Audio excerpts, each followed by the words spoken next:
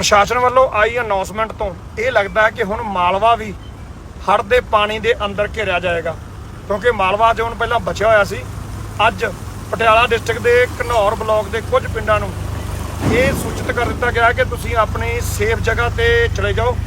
ਕਿਸੇ ਟਾਈਮ ਵੀ ਘੱਗਰ ਦਰਿਆ ਤੁਹਾਡੇ ਘਰਾਂ ਦੇ ਅੰਦਰ, ਤੁਹਾਡੇ ਖੇਤਾਂ ਦੇ ਅੰਦਰ ਪਾਣੀ ਆ ਸਕਦਾ ਹੈ, ਕਿਉਂਕਿ ਘੱਗਰ ਦਰਿਆ ਨੂੰ ਹਾਈ ਅਲਰਟ ਦੇ ਵਿੱਚ ਲੈ ਲਿਆ ਗਿਆ ਹੈ। ਇਹ ਪ੍ਰਸ਼ਾਸਨ ਵੱਲੋਂ ਅਨਾਉਂਸਮੈਂਟ ਆ ਕਿ ਇਹ ਜਿਹੜੇ ਪਿੰਡਾਂ ਨੂੰ ਬੋਲਿਆ ਗਿਆ ਉਹ ਲਿਸਟ ਦੇ ਉੱਪਰ ਜਿਹੜਾ ਸਕਰੀਨ ਤੇ ਮੈਂ ਲਿਖਤਾ। ਇਸ ਵੀਡੀਓ ਨੂੰ ਸ਼ੇਅਰ ਕਰਿਓ, ਕੋਈ ਬੰਦਾ ਘਰੇ ਨਾ ਬੈਠਾ ਰਹੇ।